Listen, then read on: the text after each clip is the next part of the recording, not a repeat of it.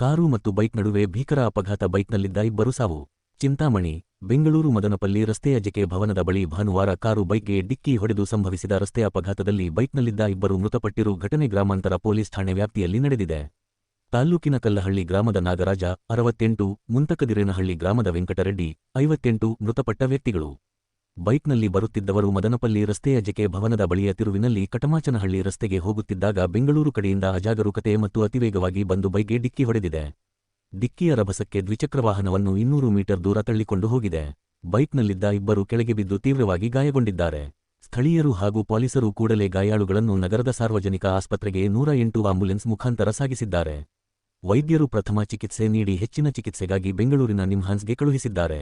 ಬೆಂಗಳೂರಿಗೆ ಹೋಗುವಾಗ ಮಾರ್ಗಮಧ್ಯೆ ಹೊಸಕೋಟೆ ಬಳಿ ಮೃತಪಟ್ಟಿದ್ದಾರೆ. ಮೃತರನ್ನು ಮರಣೋತ್ತರ ಪರೀಕ್ಷೆಗಾಗಿ ನಗರದ ಸಾರ್ವಜನಿಕ ಆಸ್ಪತ್ರೆಗೆ ವಾಪಸ್ ತರಲಾಗಿದೆ. ಬೈಕ್ ಮತ್ತು ಕಾರು ಜಖಂಗೊಂಡಿವೆ. ಕಾರಿನಲ್ಲಿದ್ದವರು ಕಾರನ್ನು ಅಲ್ಲೇ ಬಿಟ್ಟು ಪರಾರಿಯಾಗಿದ್ದಾರೆ. ಪೊಲೀಸರು ಕಾರನ್ನು ವಶಪಡಿಸಿಕೊಂಡು ಮುಂದಿನ ಕ್ರಮ ಕೈಗೊಂಡಿದ್ದಾರೆ. DYSP Muralidhar, sub inspector Nagamma ಹಾಗೂ 112 ಪೊಲೀಸರು ಮತ್ತು ಗ್ರಾಮಾಂತರ ಠಾಣೆಯ ಪೊಲೀಸ್ ಸಿಬ್ಬಂದಿ ಸ್ಥಳಕ್ಕೆ ಭೇಟಿ ನೀಡಿದ್ದರು.